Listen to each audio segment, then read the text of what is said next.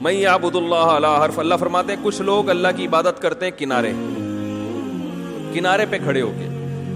اگر ان کو اسلام پہ چلنے میں فائدہ پہنچ رہا ہے تو چلتے رہیں گے, اسلام پہ چلنے میں نقصان ہو رہا ہے تو سائڈ پہ ہو گئے. جیسے آپ کنارے پہ چلتے ہیں نا, روڈ کے کنارے کیوں چلتے ہیں بھائی؟ آگے سے گاڑی آئی تو ادھر ہو جائیں گے, نہیں آئی تو ادھر روڈ کے کنارے پہ ہی چل لیں گے. تو وہ آپشن رکھتے ہیں. تو اللہ فرماتے ہیں اسلام آپشنل نہیں ہے کہ فائدہ ہو رہا ہے تو اسلام پہ چلنا ہے, فائدہ نہیں ہو رہا تو اسلام کو چھوڑ دینا ہے. آپ کی خواہشات کے مطابق اسلام احکام دے تو بھی چلنا ہے, اسلام آپ کی خواہشات کے اگینسٹ جا رہا ہے تو بھی چلنا ہے. تو بہت سی چیزوں میں اسلام ہماری خواہشات کے اگینسٹ جا رہا ہوتا ہے لیکن ہم نے چلنا ہے اس میں. اور الحمدللہ بہت سے لوگ چلتے ہیں. خاتون کا فون آیا امریکہ سے کہ میرے شوہر کا انتقال ہو گیا اور والدہ اس وقت زندہ تھی. اب شوہر کے انتقال کے بعد والدہ کا بھی انتقال ہوا, یعنی شوہر کی والدہ کا.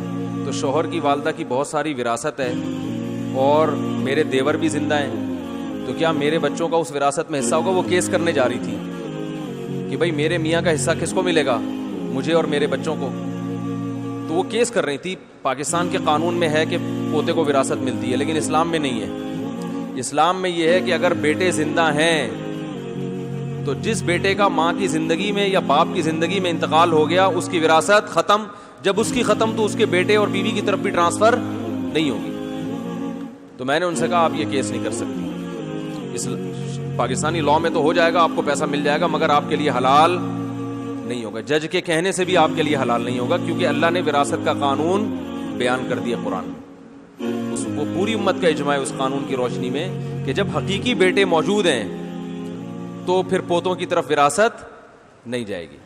اور جو بیٹا باپ کی زندگی میں یا ماں کی زندگی میں فوت ہو جاتا ہے یا بیٹی فوت ہو جائے, اس کا حق شریعت میں ساقط ہو جاتا ہے.